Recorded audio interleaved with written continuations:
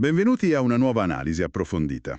Oggi parliamo di una cosa che riguarda un po' tutti, credo. Direi di sì. Perché è così difficile, ma così difficile, mantenere le buone abitudini? Anche quando lo sappiamo, che ci fanno bene. Parliamo di quell'idea, sai, un po' affascinante, Mm, secondo cui piccoli cambiamenti, quasi invisibili, possono portare a risultati enormi nel tempo. Niente trasformazioni da un giorno all'altro, ma ecco, il potere nascosto nelle nostre routine. esatto. L'idea di fondo, che emerge dai materiali che abbiamo analizzato, è proprio questa. Smettere di pensare a cambiamenti eroici e concentrarsi su qualcosa di molto, molto più piccolo. E oggi cosa vediamo in particolare? Allora, analizzeremo due concetti fondamentali.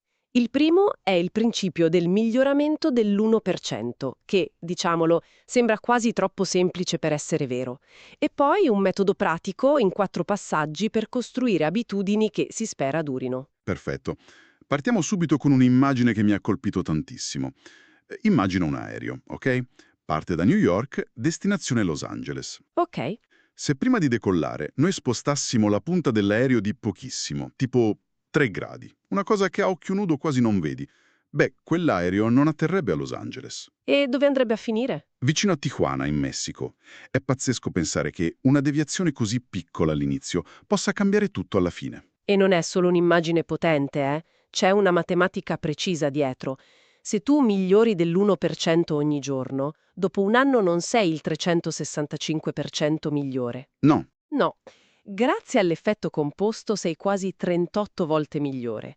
Al contrario, se peggiori dell'1% ogni giorno, dopo un anno sei praticamente a zero. aspetta. 38 volte? Sembra una formula magica, quasi troppo bello per essere vero, ma funziona davvero così nella vita? Certo, non è una formula matematica esatta da applicare alla vita, ovvio, ma il principio è solidissimo. Pensa ai tuoi ex compagni di scuola. A 20 anni dalla laurea, le differenze sono enormi, no? Enormi, sì.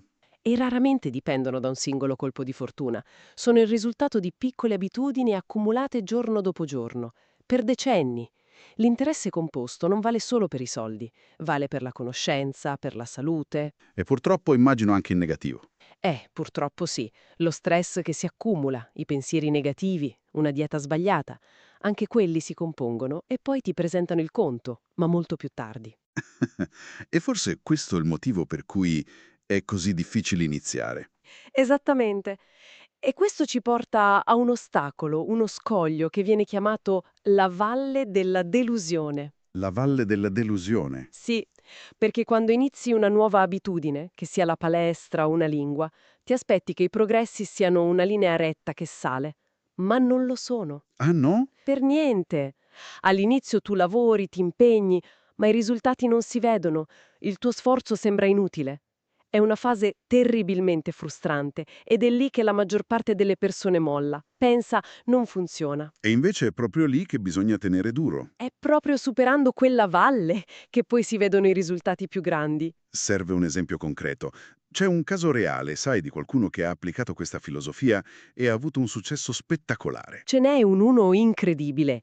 La squadra di ciclismo britannica, per quasi un secolo erano, la barzelletta del ciclismo mondiale. Addirittura? Sì, dal 1908 avevano vinto una sola medaglia d'oro olimpica, mai un Tour de France.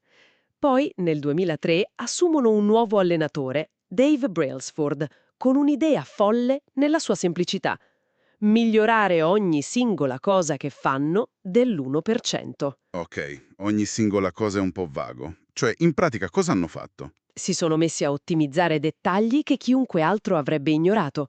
Cose piccole, eh? Per esempio, hanno riprogettato le selle delle bici per essere un po' più comode. Ok, questo ci sta. Hanno iniziato a pulire le gomme con l'alcol per avere un'aderenza leggermente migliore. Hanno fatto indossare ai ciclisti dei pantaloncini riscaldati elettricamente per mantenere la temperatura muscolare ideale. Hanno testato decine di tessuti in una galleria del vento. Fin qui, beh, è roba da atleti professionisti. Ma immagino ci sia dell'altro. Molto altro. Hanno assunto un chirurgo per insegnare agli atleti come lavarsi le mani nel modo corretto per ridurre il rischio di prendere il raffreddore. No, vabbè. E hanno trovato il cuscino e il materasso perfetto per ogni singolo ciclista, per migliorare il sonno anche solo di un minimo. E la mia preferita, che dimostra il livello di dettaglio. Sentiamo. Hanno verniciato di bianco l'interno del camion della squadra, Il camion. E perché mai? Sembra una perdita di tempo. per vedere subito ogni granello di polvere. La polvere poteva infiltrarsi nei meccanismi delle bici, capisci? Compromettendo le prestazioni. Un altro piccolo miglioramento dell'1%. Incredibile. E il risultato di tutta questa follia? Il risultato è che nel giro di un decennio hanno dominato il mondo. Olimpiadi di Pechino, Londra, valanghe di medaglie d'oro. In 10 anni hanno vinto 6 Tour de France. Pazzesco. È la prova che non serve il colpo di genio, ma la costanza. Appunto. E questo mi fa pensare a una cosa. Il loro obiettivo era vincere, ovvio, ma il loro lavoro di ogni giorno non era vincere, era migliorare dell'1%. E questo ci porta a un'altra idea forte, no? Concentrarsi sui sistemi, non sugli obiettivi. Ma non è un controsenso. Senza un obiettivo, dove vai? È una domanda legittima. L'idea non è buttare via gli obiettivi. Gli obiettivi sono perfetti per darci una direzione. Il problema è quando ci ossessioniamo solo con l'obiettivo. Cioè? Pensa a una finale dei mondiali. Entrambe le squadre hanno lo stesso obiettivo, vincere. Quindi non è l'obiettivo che fa la differenza. Giusto. La differenza la fa il sistema di allenamento, di gioco, che le ha portate fin lì. Quindi raggiungere un obiettivo è solo un cambiamento momentaneo. Corri la maratona, tagli il traguardo. E poi? Se il tuo obiettivo era solo quello, la motivazione sparisce. Proprio così. L'obiettivo era la maratona, non essere una persona che corre regolarmente. E poi gli obiettivi creano una mentalità tutto o niente. O ce la fai o sei un fallito. Anche se magari hai fatto progressi enormi. Esatto. Invece, se ti concentri sul sistema, ogni volta che lo metti in pratica, tu hai già vinto. L'obiettivo della squadra di ciclismo non era vincere il Tour. Il loro sistema era migliorare ogni cosa dell'1% ogni giorno. La vittoria è stata solo una conseguenza. Ah, ok. Ora è molto più chiaro. L'obiettivo ti dice la destinazione, ma è il sistema che ti fa muovere, giorno dopo giorno. E questo si lega a un altro livello, ancora più profondo. L'identità. Esatto. Possiamo pensare al cambiamento su 3 livelli. Il livello più esterno sono i risultati, no? Voglio perdere peso. Il livello intermedio è il processo. Vado in palestra. E il nucleo? Ma il nucleo di tutto è l'identità, la persona che credi di essere. L'approccio più comune è partire dall'esterno. Voglio perdere 10 kg, quindi mi iscrivo in palestra. Sembra logico. Ma se dentro di te non ti vedi come una persona sportiva, l'allenamento sarà sempre una forzatura, una lotta contro te stessa. Quindi l'approccio più efficace è... Ribaltare tutto. Non partire da cosa vuoi ottenere, ma da chi vuoi diventare. Precisamente. L'obiettivo non è leggere un libro, ma diventare un lettore. Non è correre una maratona, ma diventare un corridore. È un cambio di prospettiva pazzesco. Lo è. E ogni singola azione che compi è come se fosse un voto per il tipo di persona che vuoi essere. Ogni volta che scegli le scale, invece dell'ascensore, stai dando un voto alla tua identità di persona attiva. Ogni volta che scrivi una pagina, voti per l'identità di scrittore. Esatto. Le piccole vittorie non solo ti fanno progredire, ma rinforzano chi vuoi essere. C'è un esempio perfetto per questo, quello di chi prova a smettere di fumare. Se ti offrono una sigaretta e tu rispondi «No, grazie, sto cercando di smettere». Stai ancora pensando come un fumatore che si sta sforzando. La tua identità è quella. Se invece rispondi «No, grazie, non fumo». Stai dichiarando una nuova identità. È sottile, ma cambia tutto. Bene, la filosofia è chiara, ma come si passa dalla teoria alla pratica? Qui entrano in gioco quelle che vengono chiamate le 4 leggi del cambiamento. Ogni abitudine, buona o cattiva, segue un ciclo in 4 fasi. Segnale, desiderio, risposta e ricompensa. Ok, quindi per creare una buona abitudine dobbiamo agire su queste 4 fasi. Andiamo con ordine. Prima legge. Rendilo ovvio. Rendilo ovvio. Il segnale che fa partire l'abitudine deve essere evidente.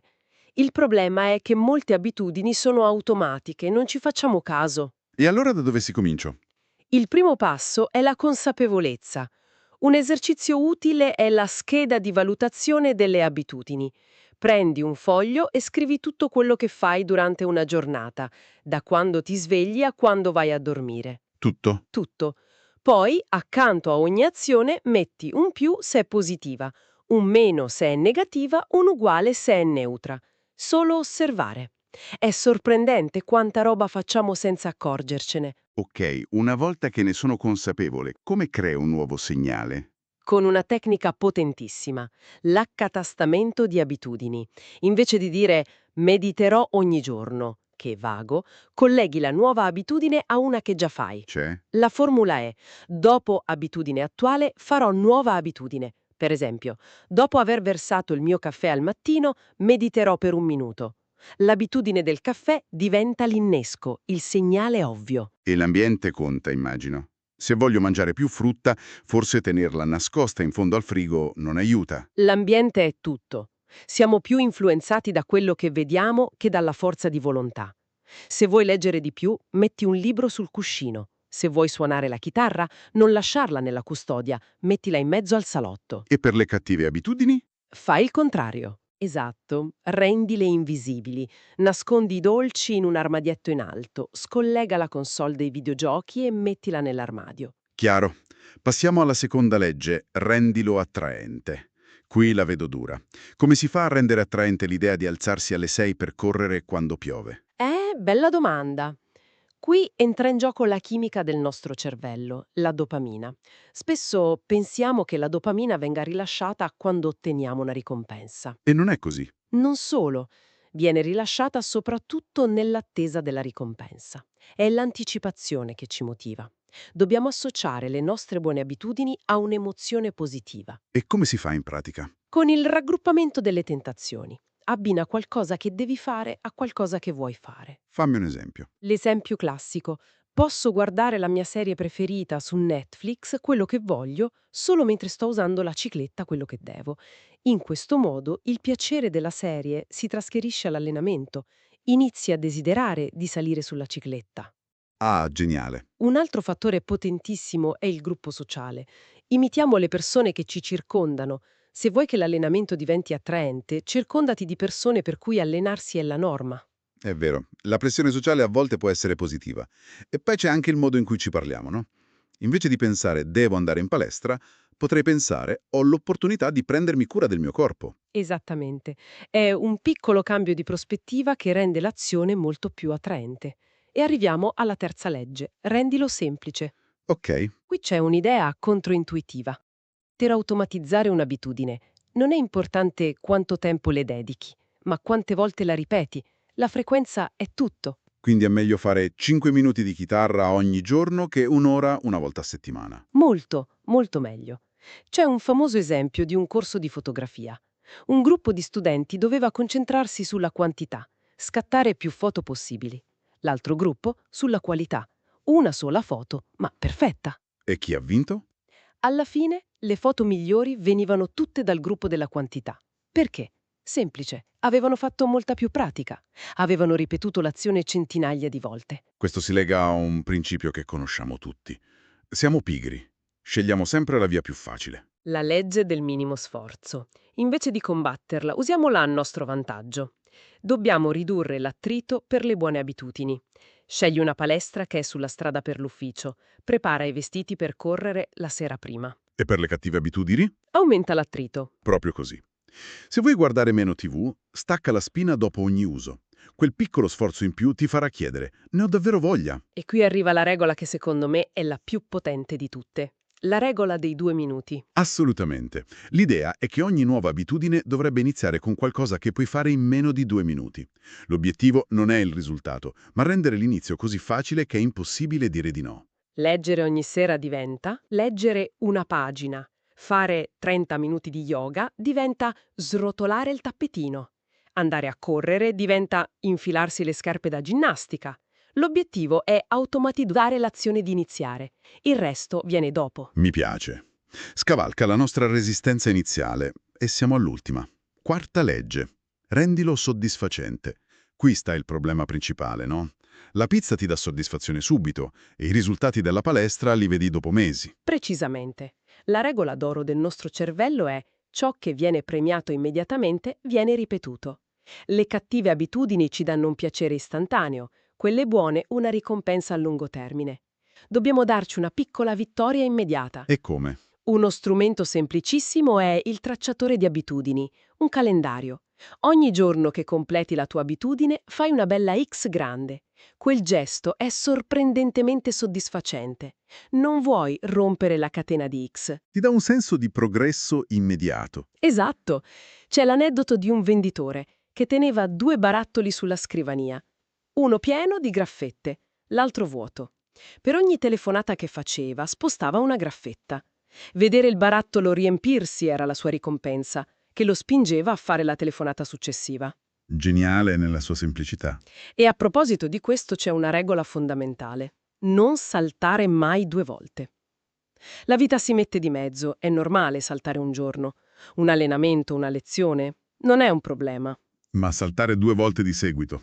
È l'inizio di una nuova cattiva abitudine. L'importante è tornare in carreggiata subito, anche se fai un allenamento più corto o più brutto. 10 minuti sono infinitamente meglio di 0. E per le cattive abitudini? La legge si inverte, rendile insoddisfacenti. Ma come? Un modo efficace è avere un partner di responsabilità. Stringi un patto con un amico. Ad esempio, per ogni allenamento che salto questa settimana ti devo 5 euro. Improvvisamente saltare ha un costo immediato e doloroso. Tirando le somme, il percorso è chiaro. Si parte dall'idea che i piccoli miglioramenti, quell'1%, sono la cosa più potente che abbiamo. Esatto. Poi ci si concentra sul costruire un sistema, invece di ossessionarsi con un obiettivo lontano. E il cambiamento più profondo parte dall'identità. Decidere chi vogliamo diventare. E gli strumenti pratici sono queste 4 leggi. Per le buone abitudini rendile ovvie, attraenti, semplici e soddisfacenti. E per quelle cattive l'esatto contrario. Invisibili, sgradevoli, difficili e insoddisfacenti. Perfetto. E per chiudere c'è un ultimo spunto di riflessione molto interessante che abbiamo trovato. Sì, è un invito a guardarsi dentro. L'idea è questa. Smetti di combattere le tue inclinazioni e inizi a sfruttarle. Cerca quell'attività che per te è un piacere, ma che per gli altri è una fatica. Interessante. Qual è quella cosa che per la maggior parte delle persone è un peso, ma che tu fai con naturalezza, così con gioia? La risposta potrebbe indicare un'area dove i tuoi talenti unici e le giuste abitudini possono creare insieme qualcosa di straordinario, senza tutta quella fatica.